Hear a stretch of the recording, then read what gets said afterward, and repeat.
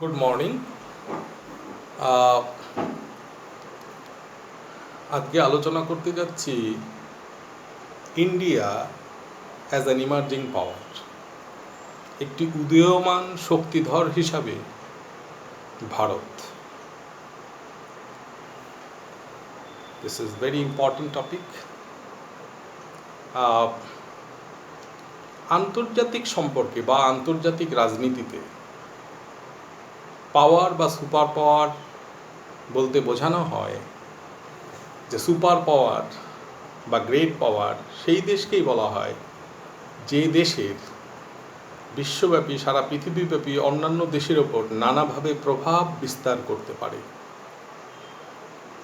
এবং সেই দেশকে অর্থনৈতিক এবং সামরিক দিক থেকে শক্তিশালী হতে হয়।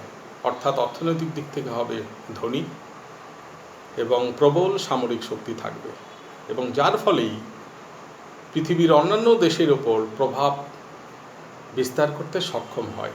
সেই দেশকেই বলা হয় আন্তর্জাতিক রাজনীতিতে পাওয়ার বা সুপার পাওয়ার। অর্থাৎ অর্থনৈতিক ক্ষমতা, সামরিক ক্ষমতা প্রবল থাকতে হবে, তাছাড়াও থাকতে হবে কূটনৈতিক প্রভাব। কূটনৈতিক দিক থেকেও পৃথিবীর অন্যান্য দেশের ওপর প্রভাব বিস্তার করতে সক্ষম, সেই দেশকেই বলা হবে সুপার পাওয়ার। তো ভারতকেও বলা হচ্ছে ইমার্জিং, উদীয়মান একটা সুপার পাওয়ার, বিশ্বের একটা সুপার পাওয়ার বা একটা গ্রেট পাওয়ার। তার কারণ হলো বিভিন্ন তার সূচক আছে, ইন্ডিকেটরস আছে, হ্যাঁ। এবং এই যে মহাশক্তিধর রাষ্ট্র, সুপার পাওয়ার, এই স্বীকৃতি যেমন বললাম যে অর্থনৈতিক সামরিক শক্তির জন্যও দেয়া হয়, আবার অনেক সময় যেমন রাষ্ট্রসংঘের যে নিরাপত্তা পরিষদ, ইউনাইটেড নেশন সিকিউরিটি কাউন্সিল, সেখান থেকেও এরকম স্বীকৃতি দেওয়া হয় এবং তার মানদণ্ডগুলো এগুলো যেটা বললাম, বিশেষ করে অর্থনৈতিক ক্ষমতা, সামরিক ক্ষমতা এবং কূটনৈতিক প্রভাব। তো ভারতকে ইতিমধ্যেই স্বীকৃতি দেওয়া হয়েছে যে ভারত একটা বিশ্বের মধ্যে একটা প্রধান সফট পাওয়ার কান্ট্রি, একটা সফট পাওয়ারের কান্ট্রি। অর্থাৎ ভারত পৃথিবীর অন্যান্য দেশকে তার নীতি, তার বৈদেশিক নীতি, তার কার্যপ্রণালীর মধ্য দিয়ে অন্যান্য দেশকে প্রভাবিত করতে পারে অনেক ক্ষেত্রেই, যা কিনা ভারত চায়, এবং উইদাউট কোয়ারশন। এবং সেখানে কোনো বিদ্রোহ নেই, সেখানে কোনো বল প্রয়োগ নেই। অর্থাৎ বল প্রয়োগ ছাড়া, কোনো বিক্ষোভ বিদ্রোহ ছাড়াই ভারত অন্যান্য দেশের ওপর প্রভাব বিস্তার করতে সক্ষম হয়েছে, হ্যাঁ। সেই কারণেই বলা হয় ভারত একটি সফট পাওয়ারের স্টেট, রাইট। এখানে হার্ড পাওয়ার না, সফট পাওয়ার কান্ট্রি, হ্যাঁ। কেননা ভারত রাজনৈতিক দিক থেকে পৃথিবীর বহু গণতান্ত্রিক দেশের সাথে অত্যন্ত সুন্দর সম্পর্ক স্থাপন করেছে এবং বিশেষ করে বিশ্বের যে গণতান্ত্রিক দেশ, বিশেষ করে যে উন্নত দেশগুলো, তাদের সাথে ভারত কিন্তু অত্যন্ত একটা সুন্দর সম্পর্ক ইতিমধ্যেই স্থাপন করেছে। এটা আন্তর্জাতিক রাজনীতিতে সর্বজন বিদিত বা স্বীকৃত। এছাড়াও ভারতের যে সম্ভাবনা, যে একটা পরাশক্তি, একটা বিশ্বের একটা সুপার পাওয়ার হওয়ার যে সম্ভাবনা, তার অন্যান্য কারণগুলো হলো, যেমন ভারত নিরাপত্তা পরিষদের স্থায়ী সদস্য হবার জন্য কিন্তু অনবরত অবিরাম চেষ্টা চালিয়ে যাচ্ছে এবং তার দাবি উপস্থাপনও করেছে, বিশ্ব প্রাঙ্গণে। এবং এই যে ভারতের যে দাবি ইউনাইটেড নেশন সিকিউরিটি কাউন্সিলের পার্মানেন্ট মেম্বারশিপ পাওয়ার জন্য, ভারতকে সমর্থন করেছে, ব্যাকিং করেছে পৃথিবীর অন্যান্য দেশ, যেমন মার্কিন যুক্তরাষ্ট্র, ফ্রান্স, রাশিয়া এবং ইংল্যান্ড, ইউনাইটেড কিংডম। এই সমস্ত দেশগুলো ভারতের রাজনৈতিক, অর্থনৈতিক এবং আন্তর্জাতিক প্রেক্ষাপটে যে ভূমিকা, সেই ভূমিকার ওপরেই, ভারতের ওপর আস্থা রেখেই এই চারটি দেশ ইতিমধ্যেই ভারতকে ইউনাইটেড নেশন সিকিউরিটি কাউন্সিলের পার্মানেন্ট মেম্বার হওয়ার জন্য সমর্থন জানিয়েছে, রাইট।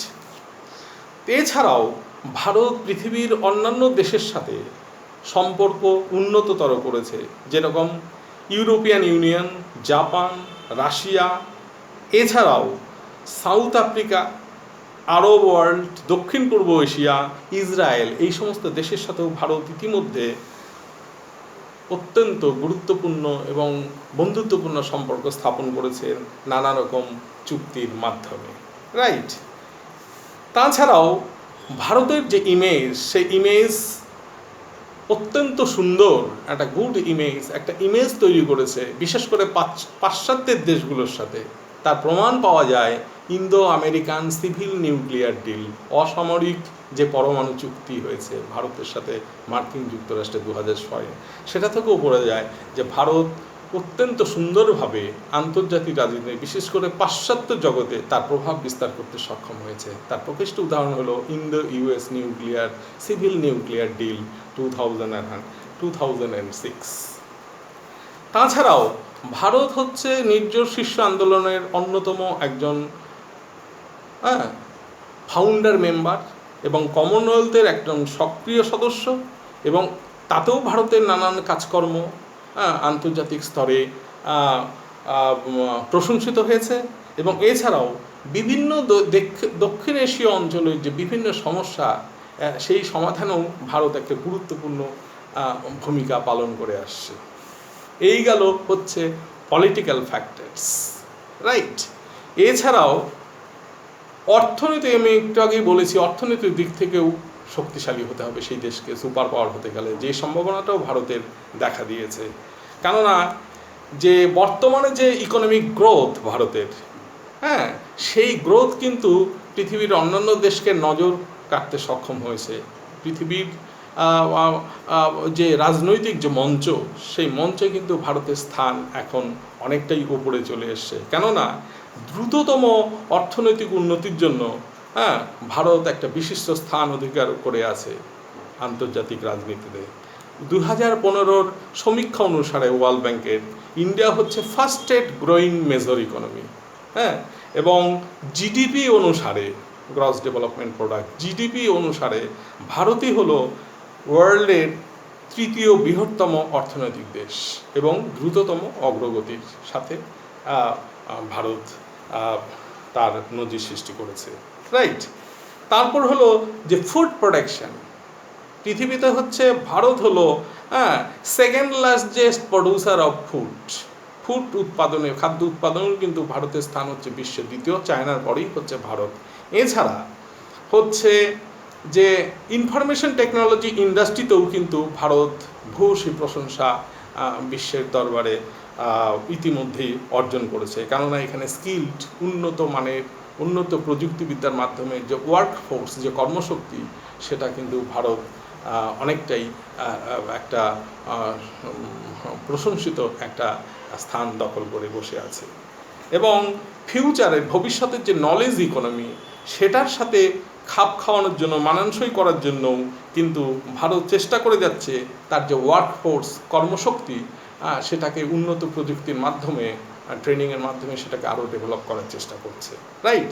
এবং এটা সর্বজন বিদিত যে ইন্ডিয়া হচ্ছে এখন one of the world's leading producers of computer software. যে সমস্ত প্রধান কম্পিউটার সফটওয়্যার যে প্রডিউসার আছে যে দেশগুলো, তার মধ্যেও কিন্তু ভারত একটি স্থান দখল করে বসে আছে, রাইট? এছাড়া নিউক্লিয়ার উইপন্স, এটা আন্তর্জাতিক সম্পর্ক বা আন্তর্জাতিক রাজনীতিতে এটা সর্বজন স্বীকৃত যে ইন্ডিয়াও হচ্ছে একটা নিউক্লিয়ার উইপন স্টেট, পারমাণবিক শক্তিধর রাষ্ট্র। কেননা 1974-এই যে পোখরান 1-এ যখন নিউক্লিয়ার টেস্ট হয়, তখন থেকেই ভারত কিন্তু এই স্বীকৃতি পেয়ে আসছে। তারপরেও অন্যান্য নিউক্লিয়ার টেস্ট হয়েছে। তো এই নিউক্লিয়ার উইপন স্টেট হয়েও ভারত কিন্তু পরমাণু অস্ত্র নিবারণ চুক্তিতে সই করেনি। তারপরেও কিন্তু মার্কিন যুক্তরাষ্ট্র এবং নিউক্লিয়ার সাপ্লাইজ গ্রুপের যে বিভিন্ন সদস্য দেশ, তারা কিন্তু ভারতকে অংশগ্রহণ করার জন্য এই যে পরমাণু অস্ত্রের যে বাণিজ্য, নিউক্লিয়ার যে কমার্স, সেই বাণিজ্যও কিন্তু অংশগ্রহণ করবার জন্য ভারতের জন্য দরজা খুলে রেখেছে নিউক্লিয়ার সাপ্লাই গ্রুপস এবং মার্কিন যুক্তরাষ্ট্র এবং অন্যান্য দেশসমূহ। কেননা ভারতের কিন্তু এই রেকর্ড আছে, তার যে নিউক্লিয়ার উইপন্স, পরমাণু শক্তি, সেটা কিন্তু কোথাও সামরিক কাজে সে ব্যবহার করেনি, এটা অসামরিক কাজেরই ব্যবহার করা হয়েছে। এই কারণেই ভারতের যে একটা রেকর্ড, সে তো অত্যন্ত প্রশংসার। সেই কারণে নিউক্লিয়ার যে কমার্স, সেখানেও ভারতকে কিন্তু দরজা খুলে দিয়েছে এনার্জি এবং মার্কিন যুক্তরাষ্ট্র এবং আরও কিছু দেশসমূহ, রাইট। তারপরে হচ্ছে ভারত তো একটা সুপার পাওয়ার হওয়ার সম্ভাবনা আরও একটা কারণে, কেননা আর্মির কথা যদি বলা হয় যে ইন্ডিয়ান আর্মি হচ্ছে বিশ্বের বৃহত্তম আর্মি, বিশেষ করে সংখ্যার দিক থেকে। এয়ারফোর্স হচ্ছে 4th largest air force in the world. এয়ারফোর্সের দিক থেকেও হচ্ছে ভারতের স্থান হচ্ছে 4th, এবং নেভি হচ্ছে 5th largest navy in the world, এবং নেভির দিক থেকে ইন্ডিয়ান নেভি হচ্ছে 5th লার্জেস্ট, 5ম বৃহত্তম নেভি, হ্যাঁ, নৌবাহিনী। হ্যাঁ, তো এই সমস্ত কারণেও, অর্থাৎ অর্থনৈতিক কারণে, সামরিক শক্তি বৃদ্ধির কারণে, অর্থনৈতিক অগ্রগতির কারণে, হ্যাঁ, রাজনৈতিক সম্পর্ক, দ্বিপাক্ষিক বিভিন্ন দেশের সাথে সম্পর্ক বৃদ্ধির কারণে ভারতকে কিন্তু মনে করা হচ্ছে যে ভারতও একটা উদীয়মান সুপার পাওয়ার, ওয়ার্ল্ডের একটা সুপার পাওয়ার হতে যাচ্ছে, তার সম্ভাবনা দেখা দিয়েছে। সেই কারণে আমাদের আজকের টপিক হলো India as an emerging super power, right. কেননা ভারতও দেখা গেছে আন্তর্জাতিক রাজনীতিতে তার সামরিক শক্তি, তার অর্থনৈতিক শক্তি এবং তার যে রাজনৈতিক সম্পর্ক, কূটনৈতিক প্রভাব, বিশেষ করে সফট পাওয়ার হওয়ার জন্য, সেগুলোও কিন্তু অনেকটাই স্পষ্ট হয়ে উঠেছে, রাইট। এইসব ছাড়াও ভারতের এগুলো হচ্ছে অর্থাৎ মিলিটারি পাওয়ার, সামরিক ক্ষমতা বলতে বলতাম আর্মি, নেভি, এয়ারফোর্স, হ্যাঁ, তাদের শক্তির কথা বললাম। অর্থনৈতিক শক্তির কথা বললাম যে বুমিং ইকোনমি, হ্যাঁ, ফাস্টেস্ট গ্রোয়িং ইকোনমি 2015 সমীক্ষা অনুসারে, হ্যাঁ, 3rd লার্জেস্ট ইকোনমি। মার্কিন যুক্তরাষ্ট্র এবং চীনের পরেই হচ্ছে ভারতের স্থান, হ্যাঁ, ইকোনমিক গ্রোথের পরিপ্রেক্ষিতে। এবং ফরেন রিলেশনস, বিভিন্ন দেশের সাথে যে সুন্দর সম্পর্ক, বাইল্যাটারাল সম্পর্ক স্থাপন করেছে, এইসবের ভিত্তিতেই ভারতকে বলা হচ্ছে ভারত একটা উদীয়মান মহাশক্তিধর রাষ্ট্র হতে চলেছে, হ্যাঁ। যদিও এই যে সুপার পাওয়ার শব্দটি, এটা বিশেষ করে পূর্বতন সোভিয়েত ইউনিয়ন এবং মার্কিন যুক্তরাষ্ট্রকে উল্লেখ করেই এটা বলা হতো, কেননা একটা সময় মার্কিন যুক্তরাষ্ট্রের পূর্বতন সোভিয়েত ইউনিয়নকেই সুপার পাওয়ার বলে বিবেচিত হতো। এবং এই সুপার পাওয়ার হওয়ার পেছনে যে ইন্ডিকেটরস, যে কারণগুলো, সেগুলো আমি বললাম যে সামরিক ক্ষমতা থাকতে হবে প্রবল, অর্থনৈতিক ক্ষমতা থাকতে হবে স্ট্রং, এছাড়াও থাকতে হবে কূটনৈতিক প্রভাব। এবং এই তিনটিই কিন্তু এখন ভারতের যে বিদ্যমান, সেটা লক্ষ্য করা যায়। কিন্তু তা সত্ত্বেও ভারতের এই সুপার পাওয়ার হওয়ার পথে যে বাধা, সেই বাধাগুলো আমি একটু উল্লেখ করছি। সেটা হলো যে ভারতেও এখনও দারিদ্র আছে, হ্যাঁ।